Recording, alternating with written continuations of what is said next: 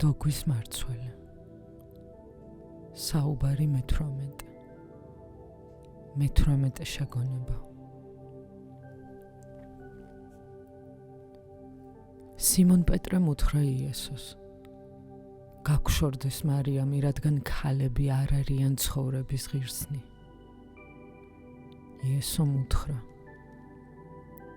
უყურეთ, მე წავიყვან მას, მამაკაცად რომ ვაქციო, რათა ისიც გახდეს უკვდავის სული, რომელიც იქნება თქვენი მსგავსი. რამე თუ ნებისმიერი ქალი, რომელმაც საკუთარი თავი მამაკაცად აქცია, შევა ცათა სასუფეველში. თომა 1:8. დღეს ჩვენ გურია წყალში გავცურავთ და ამიტომ ბევრ საკითხში უნდა გავერკვეთ. ნუ აიკვიატებთ ნურაფერს, რადგან წინასწარ აკვიატებული აზრით ვერაფერს ჩასწვდებით.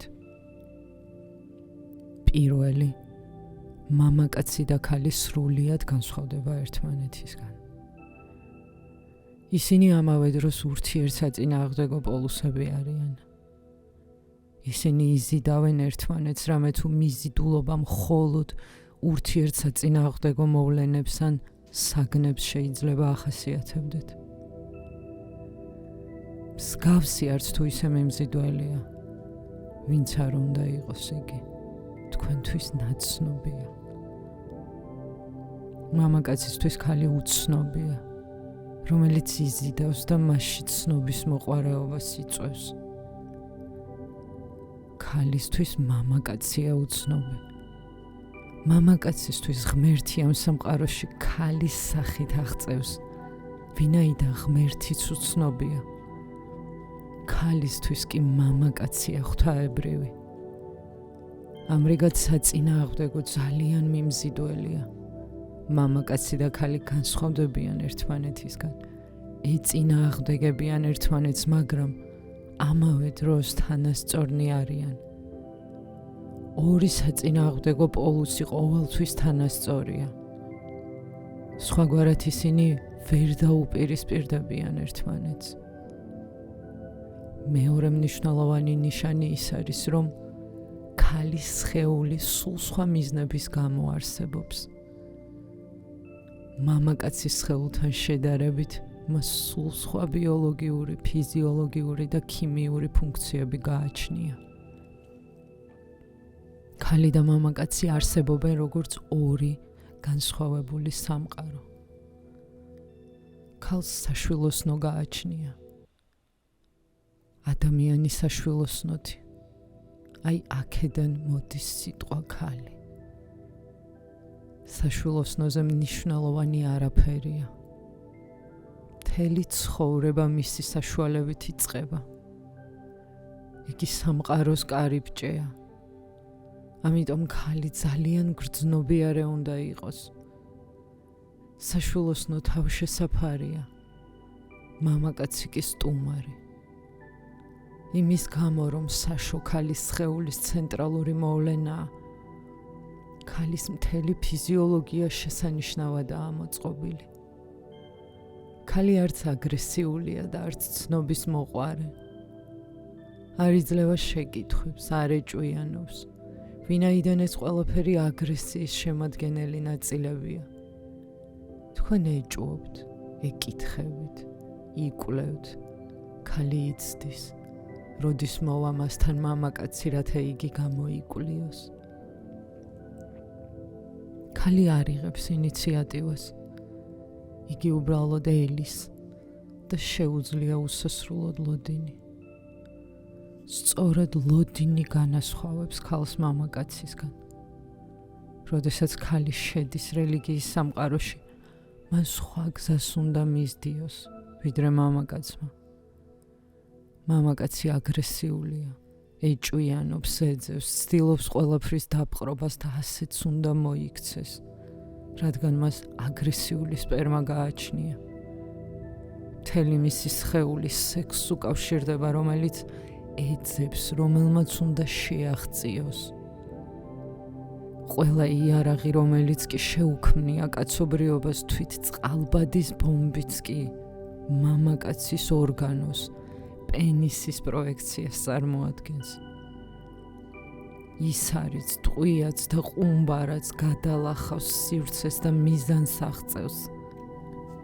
ქალი მთვარეზე გაფრენის თაობაზეც კი გაიცინებს და იტყვის, რომ ეს სისულელეა.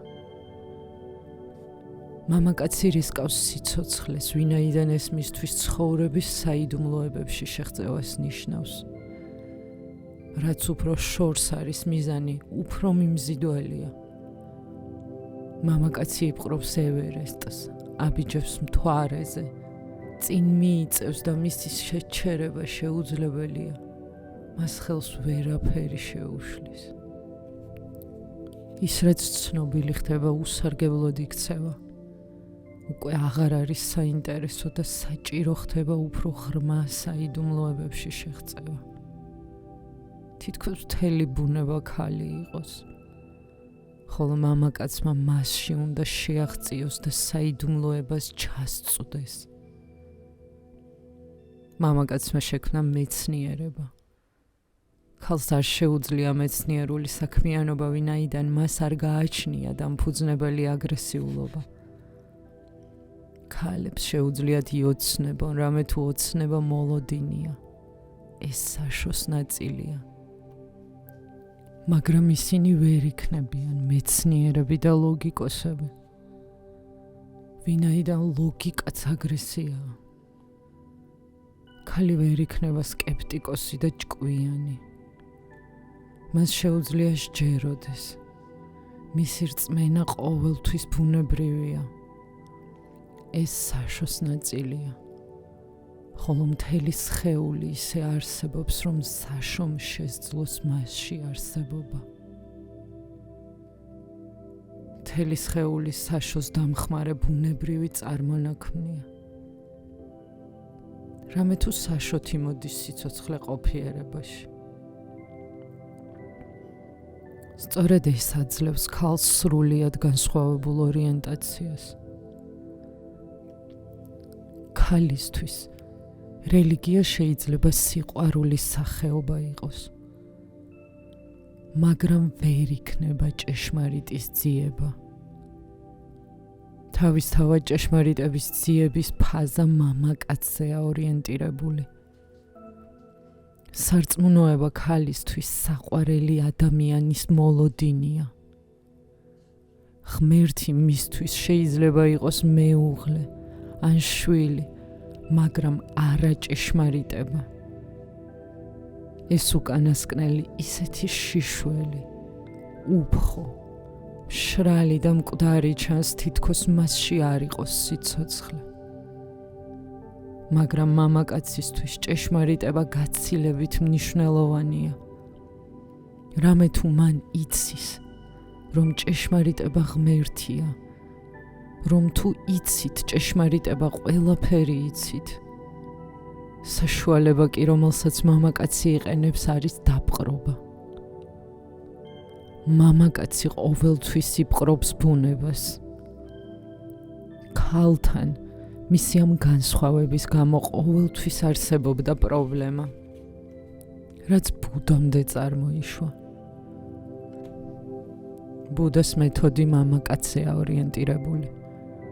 ეს ასეც უნდა იყოს, ვინაიდან მეთოდის შექმნა ისევე აგრესიაა. მეცნიერება აგრესიაა. იოგაც ასევე, რადგან ისინი მასზე დაყრდნობით შეიცნობენ და ანადგურებენ სამყაროს საიდუმლოებებს. აი რა არის ცოდნის აზრი. ჩვენ ვგებულობთ და ის, რასაც ვგებულობთ, იდუმალებას კარგავს. სანამ საიდუმლოს არ გაანადგურებს, მამაკაცი ვერ მოისვენებს. მას სურს სამყაროს დემისტიფიცირება. მისთვის არც ერთი საიდუმლო არ უნდა იყოს შეუცნობი. ამიტომ არის ყველა მეთოდი მამაკაცის შექმნილი. ბუდა, კრიშნა, იესო, ზარადუშტრა, მაჰავირი და ლაოძი მამაკაცები არიან. მათი სადარი მეთოდების შემქმნელი ქალი არ არსებობს. არსებობენ გასხივოსნებული ქალები, მაგრამ მათ არ შეუქმნიათ არავითარი მეთოდები. ისინი მაშინაც კი მიმდევრებად დარჩნენ. იმისათვის, რომ რომელიმე მეთოდი შეიქმნას, აგრესიული გონებაა საჭირო. ქალს ძალუც უსასრულო ლოდინი. მისი მოთმინება უსაზღვროა. ეს ასეც უნდა იყოს, რამე თუ ბავშვი 9 თვის განმავლობაში უნდა ატაროს მუცლით. ნაყოფი ყოველდღე მძიმდება. ქალს კი მოთმინებისა და თავისი ტვირთის ტარების უნარი უნდა ჰქონდეს. მას უნდა უყვარდეს თავისი ტვირთი, ეილოდოს და იოცნებოს ბავშვის დაბადებაზე. შეხედეთ ქალს. დედა რომ უნდა გახდეს, იგი უფრო მშვენიერდება და იფურჩქნება. აღწევს სილამაზის ახალ პიკს. მას ნათელი აურა მოსავს, რადგან თავისი შესაძლებლობების მწვერვალზეა. იგი დედა ხდება. მისი სხეულის მთავარი ფუნქცია დედობა, თვითონ ბუნებას დაუწესებია. აღიქვით ფეხმძიმე ქალის ოცნებები. იგი ვერ იჯერებს, რომ მისი პირმშო ჩვეულებრივი იქნება. მის ოცნებაში ბავშვი ყოველთვის უნიკალურია. ინდოეთში არის გასხივოსნებული დედის სიზმრის ჩანაწერის ტრადიცია. ჩაწერილია ბუდასა და მაჰავირის დედის სიზმრები. მაგრამ მე ვამბობ, რომ იგივე ესიზმრება ყოველ დედას. ისინი სიზმარში ხედავენ, რომ ღმერთს შობენ.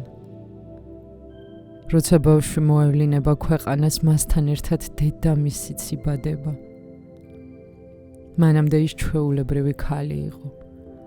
ბავშვის დაბადებამ კი დედა დაქცია. ერთი მხრივ იბადება ბავშვი, მეორე მხრივ დედა, რომელიც სრულიად განსხვავდება უწინდელი ქალისგან. არსებობს წყვეტილი. ახლა დედის ყოფიერება ხალისიანი ხდება. აქამდე იგი უბრალო ქალი, შეყვარებული ან ცოლი იყო, მაგრამ ეს აღარ არის მნიშვნელოვანი. დაიბადა ბავშვი და სამყაროში შემოვიდა ახალი სიცოცხლე. ქალი დედა გახდა. აი რატომ ეშინიათ ზოგჯერ შვილების ყოლის საქმრებს. მათ ხანდახან არ მოსწონთ ბავშვები, რადგან ცოლთან ურთიერთობაში მესამე პირი შემოდის, რომელიც ცენტრი ხდება. ამის შემდეგ ქალი აღარ იქნება ისეთი ცოლი, ადრე რომ იყო. თუ ქმარს ნამდვილად სურს სიყვარული, ის შვილივით უნდა გახდეს, რადგან ქალი, რომელიც უკვე დედაა, ახარასოდეს იქნება ჩვეულებრივი მდედრი. იგი დედაა და ერთადერთი გამოსავალი გრჩებათ, რომ თქვენ შვილი გახდეთ. მაშინ ხელახლა მიიღებთ მის სიყვარულს. თუ არა და სიყვარული მთლიანად ბავშვზე გადავა.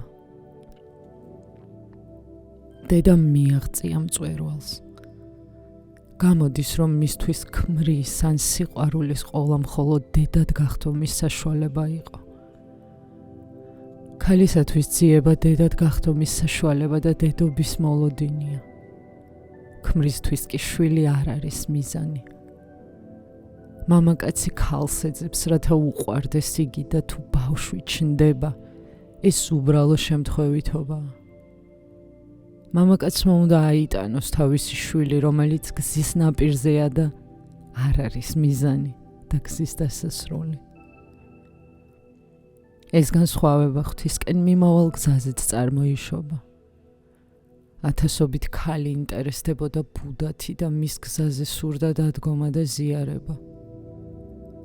ბუდა კი ეწინააღმდეგებოდა ამას. რამე თუ მისი მეთოდი ძირითადად მამაკაცებზეა მხოლოდ ორიენტირებული. ბუდას ქალებისთვის ნება რომ დაერთო მთელი სქემა გაფუჭდებოდა. მაგრამ მას მოუხდა ქალების დაშვება ზიარებაზე. იგი ხომ ყველას თანაუგრძნობდა. უამრავი ქალი მივიდა ბუდასთან ზიარების მისაღებად. ბუდა იღებდა მათ, მაგრამ სევდიანად ეუბნებოდა. ჩემი რელიგია 5000 წლის განმავლობაში იარსებებდა. ახლა კი იგი მხოლოდ 500 წლამდე გასტანს. იმის გამო, რომ წინააღმდეგობები ერთმანეთს შეხვდნენ, ქაოსი დაიწყო და მართლაც 500 წლის შემდეგ ბუდიზმი მოისპო ინდოეთში, ვინაიდან ქალებმა უამრავი პრობლემა შემოიტანეს.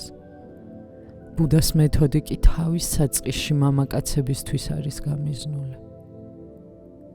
თუ ბუდას მიზანს გაიგებთ, მაშინ ქრისტე უფრო თანამგრძნობლად მოგეჩვენებათ. მასზე ვერ იფიქრებთ, როგორც მამაკაცურ შოვინისტზე.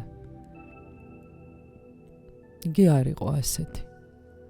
არც მამაკაცების მომხრე და არც ქალთა მოწინააღმდეგე.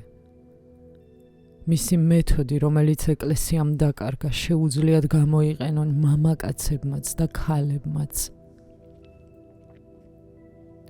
სიმონ პეტრემ უთხრა იესოს: გაგშორდეს მარიამი, რადგან ქალები არ არიან ცხოვრების ღირსნი. ეკლესია ანტიფემინისტური გახდა. არსებობდა მონასტრები, რომლებშიც მამაკაცები ქალებს შესვლის ნებას არ რთავდნენ. ქალი ბოროტების მთავარ მიზეზად ითვლებოდა. უცხო ყოველთვის ბოროტად გეჩვენებათ, ვინაიდან ვერ გაუგებთ მას. ქალი იდუმალებით მოცული რჩება და როცა ის თქვენს ცხოვრებაში შემოდის, დომინირებას იწყებს, მაგრამ ის ამას ისეთ სინატიფით აკეთებს, რომ მის წინააღმდეგ აჯანყება არ შეგიძლიათ. მამაკაც ყოველთვის ეშინოდა მისი, ამიტომ ის, ვინც ჭეშმარიტებას ან ღმერთს ეძებს, ყოველთვის გაურბის ქალს. როცა ქალი მოდის, ის დომინირებს ყველაფერზე. ქალს სურს მთლიანად დაიპყროს თქვენი ყურადღება. მას არ სურს მოწინააღმდეგეთ ღმერთი ან ჭეშმარიტება ყავდეს. ქალი ვერ იტანს მოწინააღმდეგეს. იგი ეჭვიანია. მაშასადამე მაძიებელი უნდა ერიდოს ქალებს. ერთმა ახალგაზრდა კაცმა სოკრატეს კითხა: რას მირჩევთ? ცოლი შევირთო თუ არა? და სწორედ იმას კითხა, ვისთვისაც უნდა ეკითხა. სოკრატე ხომ დააზარალა ქორწინებამ. მას ყავდა ცოლი სახელად ქსანტიპა, რომელიც ერთ-ერთი ყველაზე საშიში ქალი იყო კაცობრიობის ისტორიაში. იგი გამუდმებით ედავებოდა სოკრატეს, აძლევდა მითითებებს, ხელში რაც მოხვდებოდა ზოგჯერ ესროდა ხოლმე კიდეც. ერთხელ ცხელი ჩაიც კი შეასხა ქმარს და ნახევარი სახე დაუწვა. ამრიგად ახალგაზრდა კაცმა იცოდა, ვის მიმართავდა. სოკრატემ უპასუხა: ქორწინება საჭიროა. თუ კარგი ცოლი შეგხვდებათ, ბედნიერი იქნებით. ხოლო თუ ჩემი ცოლისნაირ ქალს გადაეყრებით, მაშინ ფილოსოფოსი გახდებით და ორივე შემთხვევაში არაფერს წააგებთ. სიმონ პეტრემ უთხრა იესოს: გაგშორდეს მარიამი, რადგან ქალები არ არიან ცხოვრების ღირსნი. რასაკვირველია, სახიფათოა. ქალები თქვენს გვერდით იყვნენ, რამე თუ მაშინ აღარ გეცოდინებათ, სად მიდიხართ და რა ხდება. მოედანი დაბინძურებულია. ქალი მამაკაცისთვის იდუმალებისა და შეუცნობლის სიმბოლოა. ის წარმოგვიდგება ზმანების, პოეტურობის, არალოგიკურობის, ირაციონალურობისა და არაცნობიერების სიმბოლოდ. მოლა ნასრედინი და მისი ცოლი წაეკიდნენ ერთმანეთს. მათი კინკლაობა კარგა ხანს გრძელდებოდა. ბოლოს ნასრედინმა იფიქრა, დანებება სჯობიაო. ძნელია ქალთან ბრძოლა. ქალმა უნდა გაიმარჯვოს, თორემ წინააღმდეგ შემთხვევაში იგი ისეთი ბედურებას გადაყრით, თქვენს გამარჯვებას ფასი არ ექნება. ნასრედინმაც ეს გაიფიქრა და ცოლს უთხრა: კარგი, გეთანხმები. ხოლო ცოლმა მიუგო: ახლა ეს ვეღარ გიშველის, მე აზრი შემეცვალა უკვე. მას ვინც ღმერთს ეძიებდა, ყოველთვის ეშინოდა ქალის, რადგან მათთან ურთიერთობაში არასოდეს არაფერში ხარ დარწმუნებული. გამოსავალს ვერ ხედავთ იმაში, რომ მისცეთ ქალს უფლება, იყოს თქვენი ცხოვრების თანამგზავრი და მეგობარი, რადგან გეშინიათ. მან გამოუსწორებელი უბედურება არ დაგატეხოთ თავს. ქალების ქცევა არალოგიკურია. მათი გონება ამოუცნობი და ამასთან ყოველთვის არსებობს იმის შესაძლებლობა, რომ შეიყვაროთ ქალი და მასთან სექსუალური კავშირები დაამყაროთ.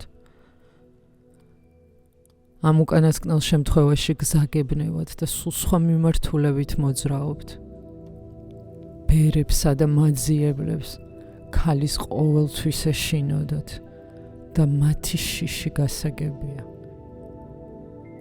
სიმონ პეტრე გულისხმობდა რა იმას, რომ რელიგიის სიწმინდე შეილახებოდა თუ ქალს დარჩენის ნება მიეცემოდა, მიმართულებას აძლევდა მომავალ ასწლეულებს. მან თქვა, გაგვშორდეს მარიამი, რადგან ქალები არ არიან ცხოვრების ღირსნი. რომელი ცხოვრების? რომელსაც ქრისტეს მოწაფეები ეძიებდნენ, საუკუნო ცხოვრებისა. ახლა შეეცადეთ გაიგოთ, რატომ ფიქრობდა პეტრე, რომ ქალები არ არიან საუკუნო ცხოვრების ღირსნი. ინდოეთში ჩვენ მას ვუწოდებთ პროგრიდს, თავად ბუნებას, დედამიწას და მთელი ბუნების საფუძველს. ქალი ბუნებრივია და ისეთივეა მისი მიზნები და ტენდენციები. იგი არასოდეს გეკითხებათ ისეთ რამეს, რაზეც პასუხის გაცემა შეუძლებელია. ის ყოველთვის იქითკენ მიისწრაფვის, რაც შესაძლებელია. ხოლო მამაკაცი ყოველთვის შეუძლებელს ეძებს და არასოდეს კმაყოფილდება შესაძლებლობით. ქალს ყოფნის ბედნიერი დედობა და ცოლობა. მაშინ მისი ცხოვრება არ არის ცარიელი.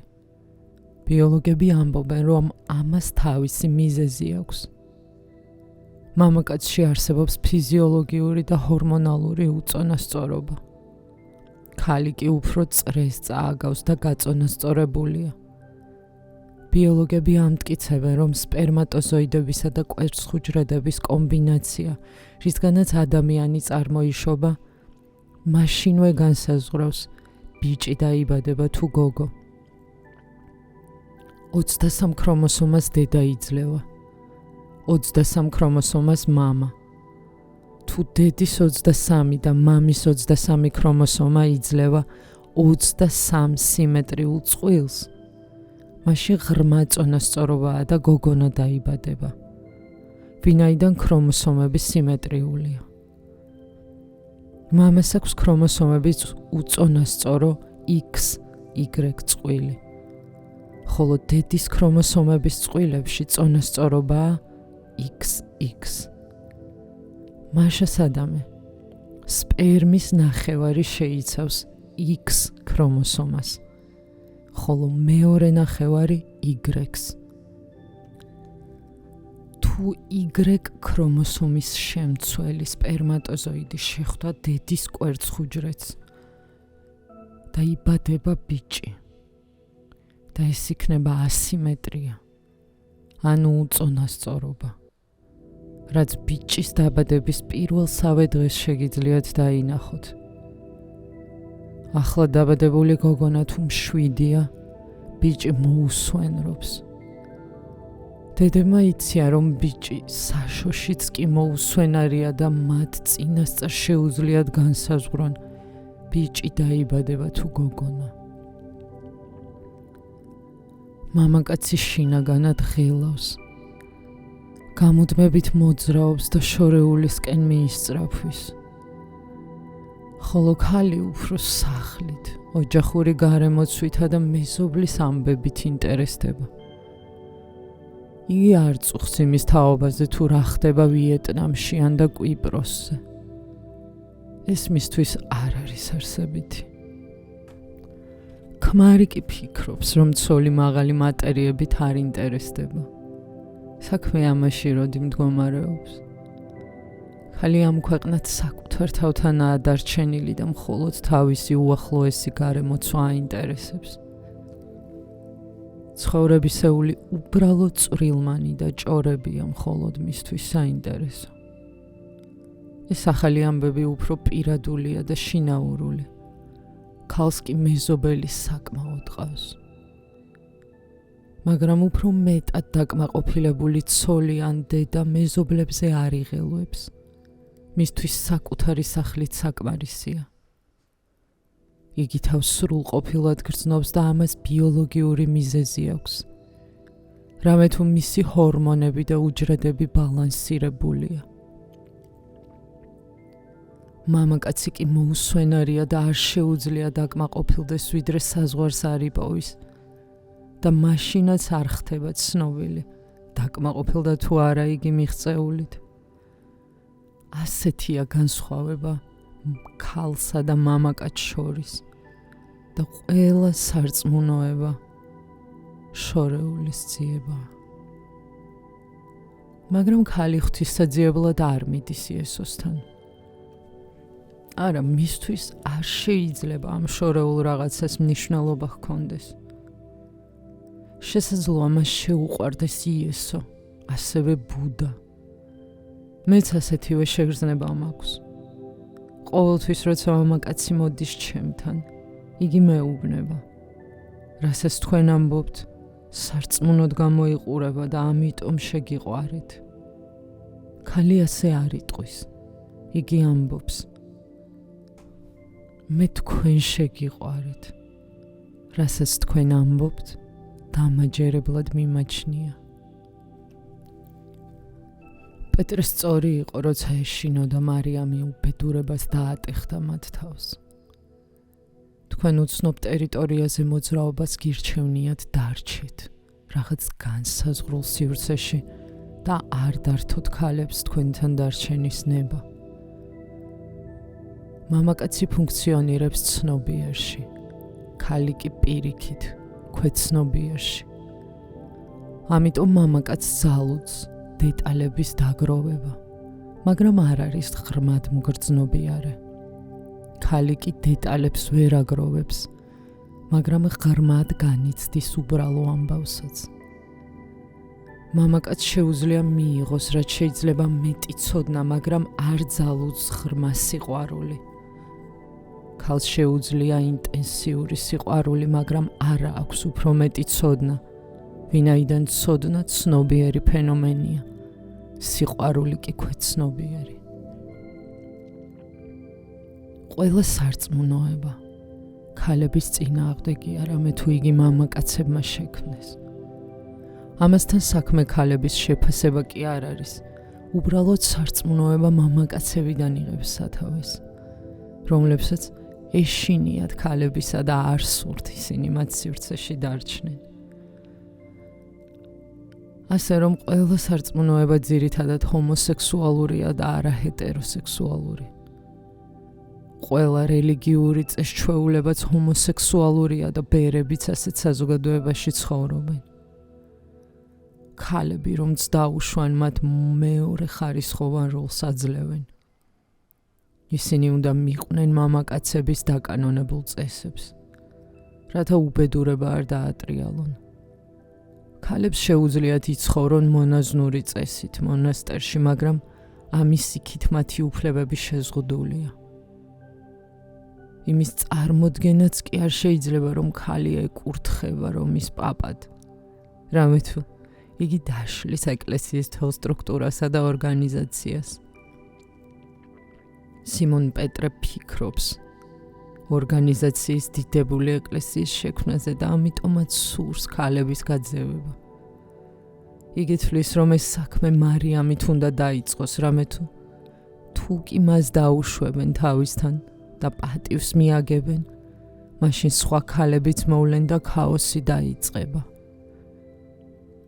იესომ უთხრა მოწაფეებს, უყურეთ, მე წავიყვან მას, მამაკაცად რომ ვაქციო, რათა ისიც გახდეს უკვდავის სული, რომელიც იქნება თქვენი მსგავსი რამე თუ ნებისმიერი ქალი, რომელმაც საკუთარი თავი მამაკაცად აქცია, შევა ცათა სასუფეველში.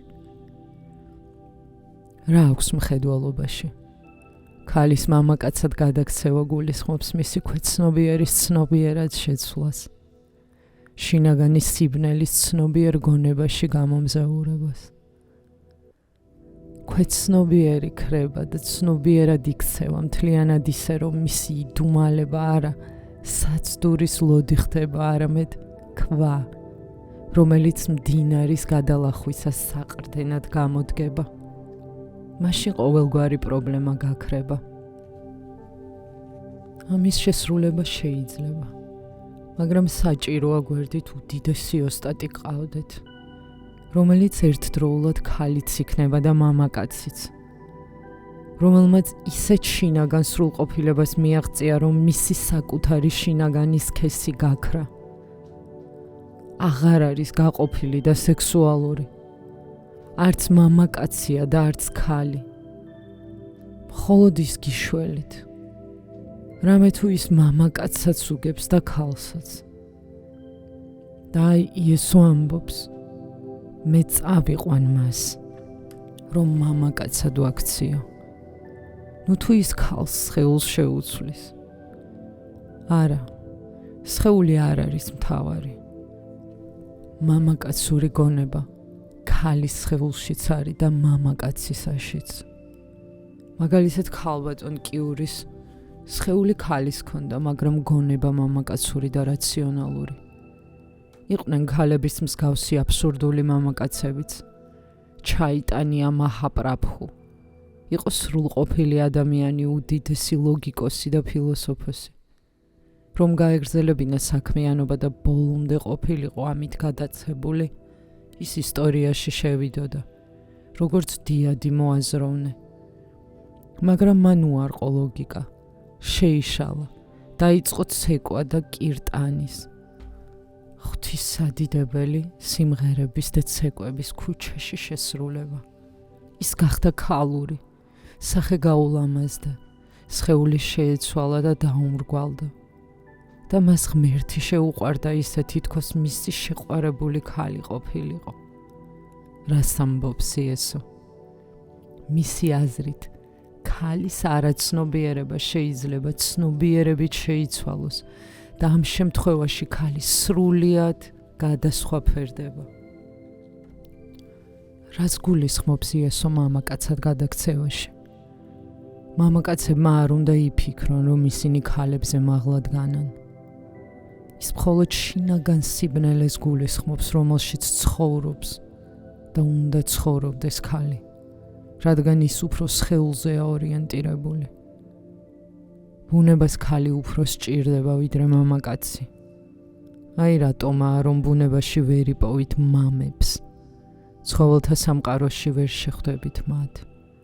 მხოლოდ ადამიანთა საზოგადოებაში ნახავთ მამებს, ვინაიდან მამა ფორმალობაა, საზოგადოებრივი მოლაპარაკება და არა ბუნებრივი მოვლენა. ლინგვისტები ამტკიცებენ, რომ ბიძა უფრო ძველი სიტყვაა ვიდრე მამა. როცა ჩამოყალიბდა ურთიერთობა ერთი მამაკაცი, ერთი ქალი, მაშინ გაჩნდა სწორედ სიტყვა მამა.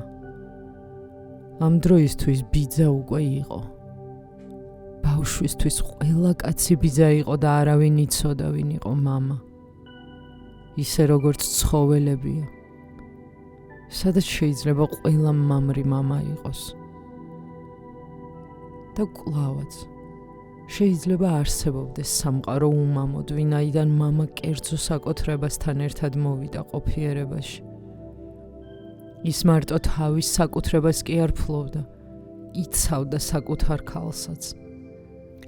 ერთვენიერ დღეს გაქრება საკუთრება და მასთან ერთად მამობაც.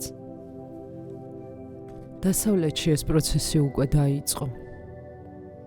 ბევრ მარტოხელა ქალს ყავს ბავშვი, რომელიც მამამ მიატოვა. მარტოხელა ქალების რიცხვი დღითიდღე იზრდება. დედა ვერ მოიშორებს ბავშვს, რამე თუ ბუნებას დედა უფრო მეტად სჭირდება. აი რატომაა დედა უფრო ხორციელი მოვლენა, ქალების ყურადღება სხეულზე უფრო მიპყრობილი ვიდრე მამაკაცების. ეს არის მიზეზი, რომ ქალებს ჩაცმისთვის დიდი დრო სჭირდებათ. ერთხელ ავტომანქანაში ვიჯექი. გვერდით მდგარ მანქანაში ვიღაც საყვირს აძლევდა.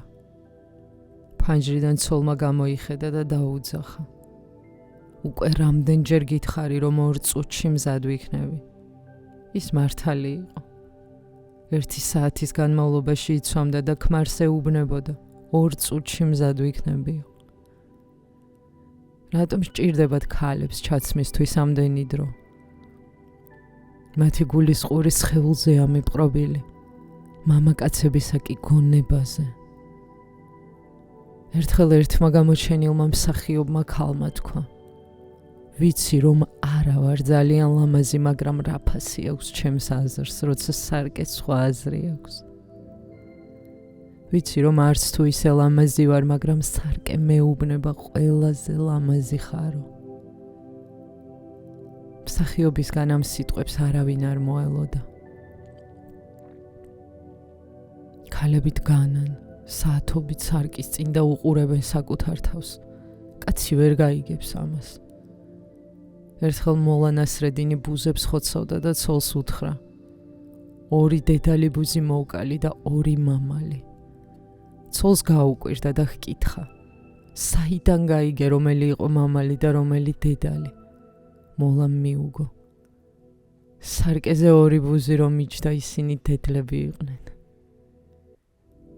ქალები უფრო მეტად ხორციელნი და მიწიერნი არიან და ამიტომ ცოცხლობენ მამაკაცებზე დიდხანს. ამიტომ გვხვდება ასე ბევრი ქვრივი ქალი. 100 გოგონაზე 120 ბიჭი იბადება, მაგრამ 14 წლის ასაკში უფრო მეტი ბიჭი კვდება. ხდება წონასწორობის აღდგენა და ბუნება წონასწორობის შესანარჩუნებლად 100 გოგონაზე ისევ 120 ბიჭს ბადებს. როცა მოუსვენარი ხართ, ენერგია გეხარჯებათ. თუ ზუსტ ციფრებში ვიანგარიშებთ, მაშინ ქალების სექსი უფრო ძლიერია მამაკაცების სქესზე.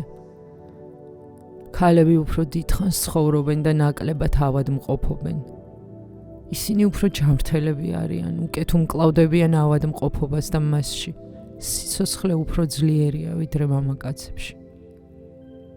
დააკვირდით, ზამთარში ქალები უფრო თხლად იცვამენ ვიდრე მამაკაცები და არ ცივდებიან. მათი გამძლეობა უფრო ძლიერია და უკეთესად არიან დაცულნი, ვინაიდან უფრო ღრმად აქვთ სხეულში ფესვები გადგმული. მამაკაცი თავით ცხოვრობს. იგი უფრო მენტალურია, ამიტომ არის, რომ რიცხობრივად უფრო მეტი მამაკაცი იშლება ჭკუიდან და სიცოცხლეს თვითმკვლელობით ამთავრებს ვიდრე ქალი. ქალი ძლიერია, მამაკაცი კი სუსტი. გონება ვერ იქნება ისეთი ძლიერი, როგორიც სხეული. რამე თუ იგი სხეულზე გვიან გაჩნდა, ამ უკანასკნელს კი დიდი ხნის გამოცდილება გააჩნია. მაგრამ სხეულში ეს ფესვგადგმულობა პრობლემად იქცევა ხოლმე. ღვთისკენ მიმავალ გზაზე. ჩვეულებრივ ცხოვრებაში ქალები იმარჯვებენ, მაგრამ სულიერი ცხოვრება ბუნების საწინააღმდეგოდ და მის საზღვრებს გარეთაა. მამაკაცი ჩიტს გავს და დაფრინავს, ქალი კი ხეს მოგვაგონებს, რომელსაც ფესვები აქვს გადგმული. როცა ჩიტს მამაკაცს სურს შეისვენოს, ეფარება ხის ჩრდილს, ისვენებს ხის ქალის ტოტებზე.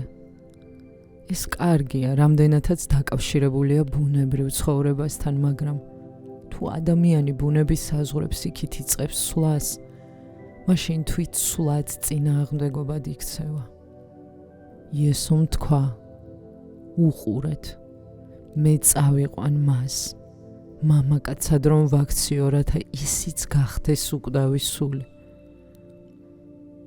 ქალი ცოცხალი სხეულია, ამიტომ მისთვის უფრო გრძელია გზა. წარმოიდგინეთ 3 რამ: ცოცხალი სხეული, ცოცხალი გონება და ცოცხალი სული.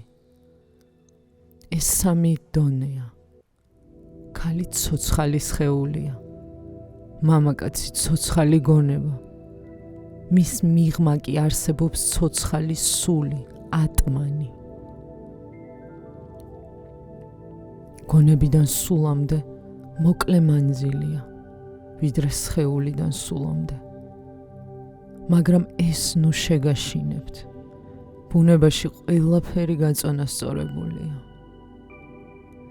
დიდი მანძილის გადალახვა უფრო ძნელია, მაგრამ არის შეღავათი იმაში, რომ ქალი მარტივი არსებაა. მამაკაცი კი რთული არსებაა და ეს სირთულე ბევრი უსიამოვნების წყაროა. გონებიდან სულამდე მოკლე გზაა, მაგრამ გონებიდან ნახტომის გაკეთება ძნელია. ვინაიდან ეჭვები წარმოიშობა. ქალს იოლად შეუძლია ნახტომის გაკეთება. მას სხეულში აქვს ფესვი გადგმული, სჯერა და არ ეჭვიანობს. ქალს თუ მამაკაცი შეუყვარდა, ჯოჯოხეთშიც კი ჩაყვება. და თუ არის რწმენა, ქალი მიყვება მამაკაცს. აი რატომ ვერ წარმოიდგენს ქალი ვერასოდეს, რატომ შეუძლია მამაკაცს ასე ადვილად ტყუილის თქმა და ორგულობა.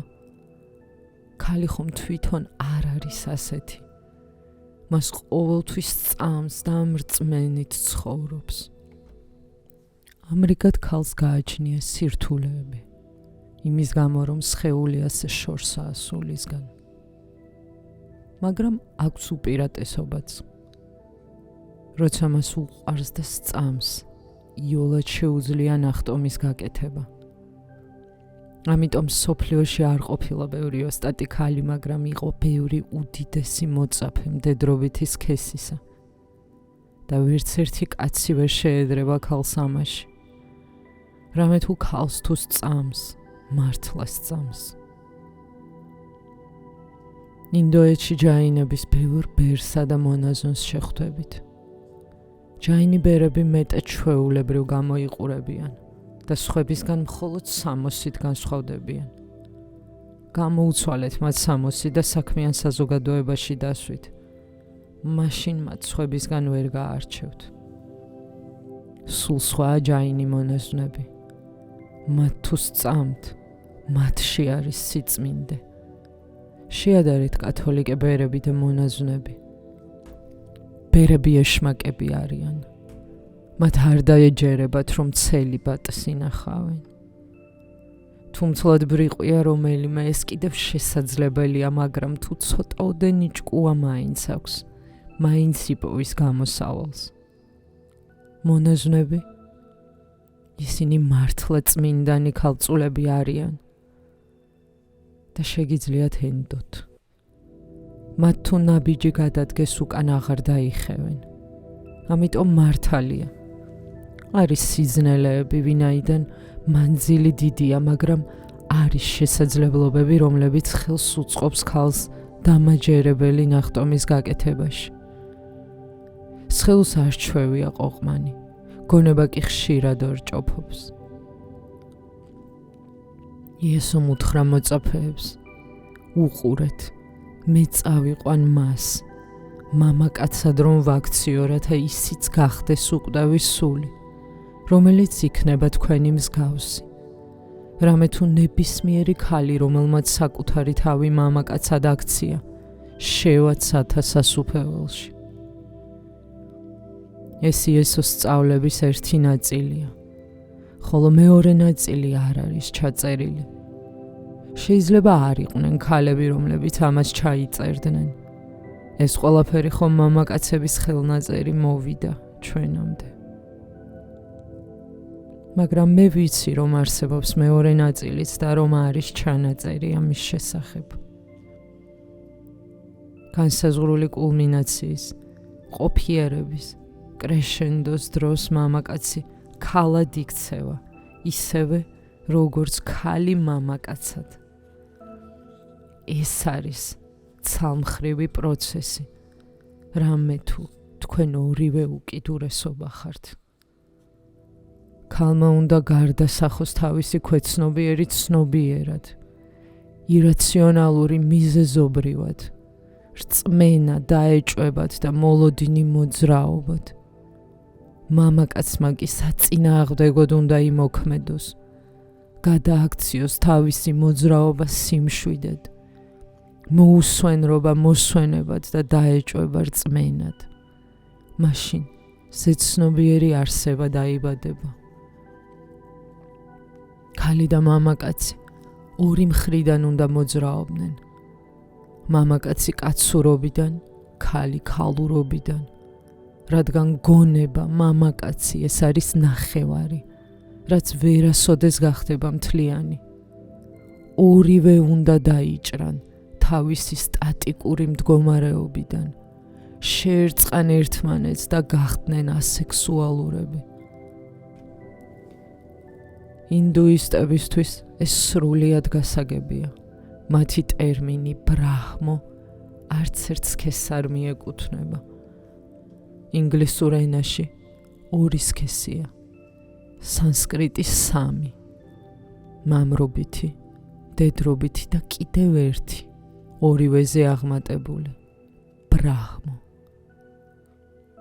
მესამე ნეიტრალური სქესია, ის ვინც ბრაჰმოს აღწევს, ბრაჰმას ემსგავსება, მამაკაცისა და ქალის ურთიერთსაწინააღმდეგო მხარეები ქრება. მხოლოდ ამ შემთხვევაშია შინაგანი არსი თავისუფალი. იესოს თავისი სწავლების მეორე ნაწილიც უნდა ეთქვა, რაც არ ჩაიწერეს. როცა რამეს ვიწერთ, ამას საკუთარი თავის შესაბამისად ვაკეთებთ. რასაც მე გეუბნებით, აქედან თქვენი გონება იწერს იმას, რასაც ეთანხმება. თქვენ ბევრ რამეს უარყოფთ და არც აცნობიერებთ, ისე უკუაგდებთ. ეს გაუცნობიერებელი მოქმედებაა. უბრალოდ თქვენი მეხსიერება არ იწერს მას. თქვენ ბევრ რამეს ტოვებთ, ვინაიდან იმახსოვრებთ საკუთარი თავის შესაბამისად. იესოს შეეძლო ელაპარაკა. მოწაფეებს მოესმინათ ეს, მაგრამ შეგონებებს იქვე არავინ იწერდა. გადიოდა ასწლეულები და ეს შეგონებები თაობიდან თაობას გადაეცემოდა. ერთი პატარაც და ჩაატარეთ და მაშინვე გაიგებთ ამას, 20-ოდე მეგობარი შეკრიბეთ. წრიულად შემოსხედით გარშემო. ყველას ფურცლები და საწერკალმები დაურიგეთ. შემდეგ დაწერეთ რომელიმე წინადადება. პირველი მათგანი გადაიწერს წინადადებას და მომდევნოს ყურში ეტყვის. რომელიც წინადადებას წერს თავის ფურცელზე და შემდეგ მეგობარს ჩასჩურჩულებს. როცა ეს წინადადება მთელ წრეს შემოივლის და თქვენთან დაბრუნდება, იგი აღარ იქნება იგივე. ბევრი სიტყვა დაიკარგება მასში და ბევრიც დაემატება. თუ მცირე დროის ინტერვალში ასე ხდება, წარმოიდგინეთ რა დაემართებოდა იესოს გამონათქვამებს. იესო ამტკიცებს, რომ საჭიროა კუთვნილი ნახევრის დატოვება და მთლიანის მიღწევა. მაშას ადამენ ნუ იფიქრებთ, თითქოს არაფერი არ უნდა გააკეთოთ, ან უკვე ბევრი რამ მოიმოქმედეთ იმით, რომ მამაკაცი ხართ. არა. თქვენ ისევე უნდა იქცეთ ქალად, როგორც ქალი უნდა იქცეს მამაკაცად. ორივე მხარე უნდა ამოძრავდეს. გახდეს დინამიური და შეერწყას ერთმანეთს. ორივე თქვენთაგანი უნდა გამოვიდეს ნაწილი საზღვრებიდან და მთლიანი გახდეს. ამიტომ სურს გითხრათ, რომ მე მივიყვან მამაკაცებს იქამდე, რომ ისინი ქალებად გარდაისახონ. მე მივიყვან ქალებს მამაკაცებად გარდასახვამდე. მივაღწევთ მთლიანობას და სქესი გაქრება, რამე თუ იგი მხოლოდ გაყოფის დროს არსებობს. იცით რას ნიშნავს სიტყვა სქესი? საწყისი ფუძე ლათინურში ნიშნავს გაყოფას. ამრიგად, როცა მიაღწევთ ღმერთს, არც მამაკაცი იქნებით და არც ქალი. ნუ გადააქცევთ ამ შეგონებას მამაკაცური ეგოს მოგზაურობად.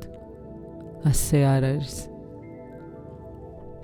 შეეცადეთ გაიგოთ, რომ ნაწილი შევსებულ უნდა იქნას, რათა მთლიანი გახდეთ. არ უნდა გაიგივდეთ არც ერთ განაყოფთან, რათა განუყოფელმა შეძლოს თქვენში შემოსვლა. სიმონ პეტრემ უთხრა იესოს: გაგშორდეს მარიამი, რადგან ქალები არ არიან ცხოვრების ღირსნი. ეს სიმონ პეტრეს გონებაა და არა იესოსი. ასეც უნდა მსჯელობდეს მოწაფე, რომელიც ჯერ არ არის გასხივოსნებული და არ ძალუძს განუყოფლის დანახვა.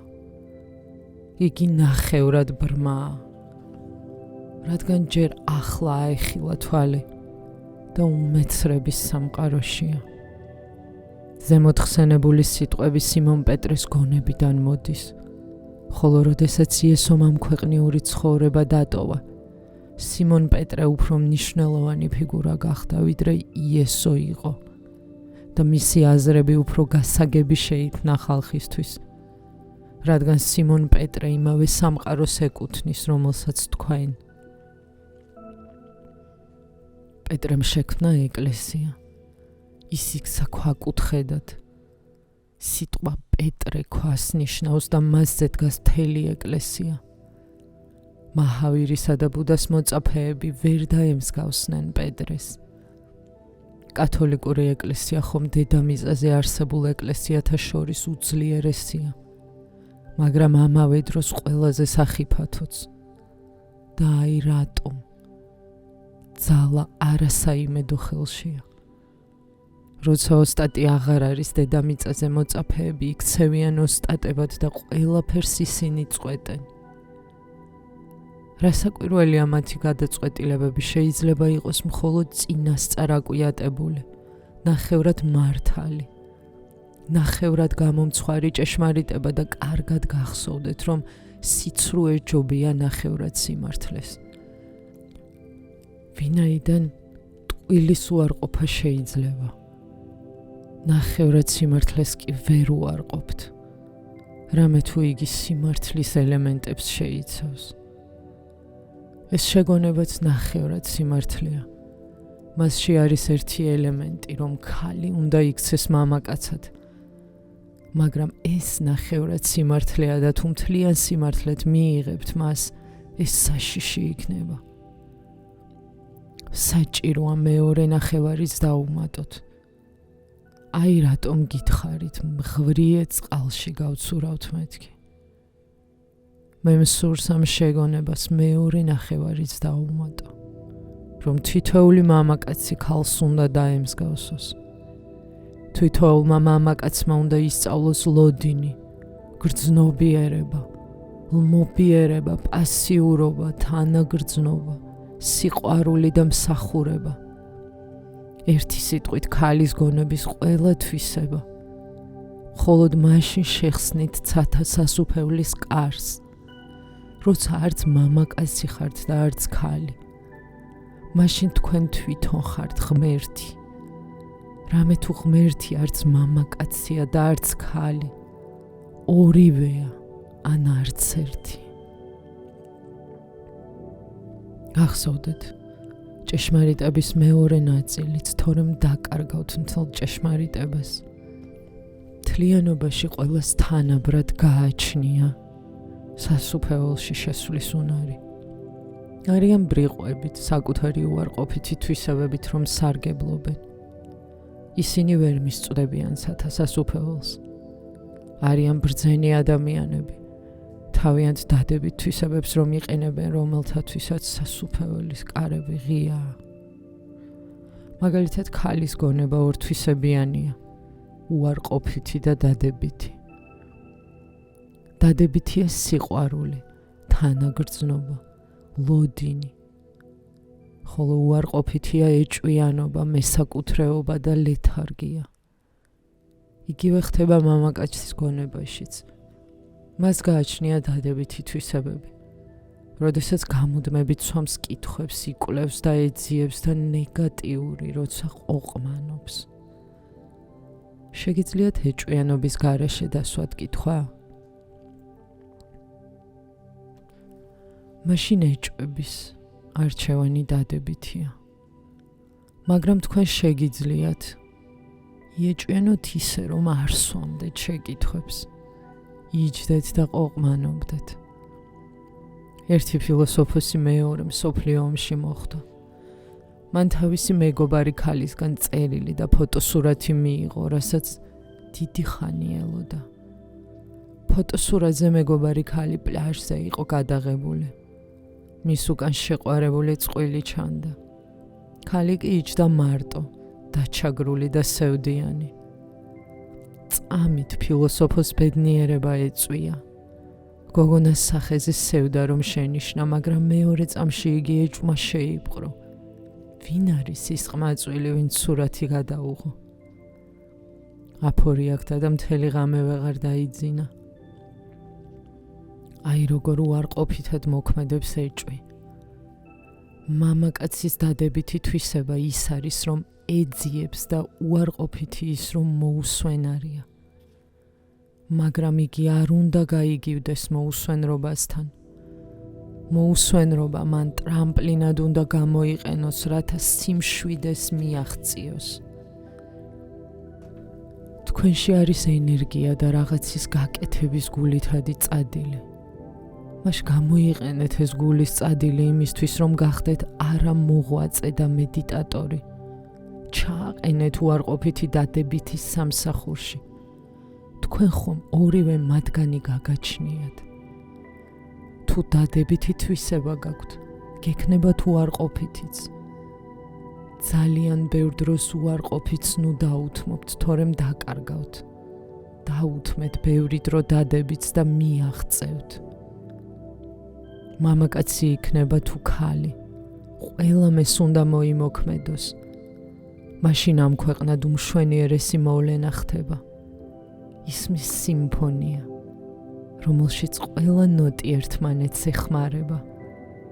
ქმნის ერთიანს და მჩქეფარე მუსიკად იღვრება. ზუსტად ეს არის ის, რასაც გურჯიევი შინაგან კრისტალიზაციას უწოდებს. ინდუსები მეს მიღწევას, ხოლო იესო ცათა სასუფეველში შესვლას.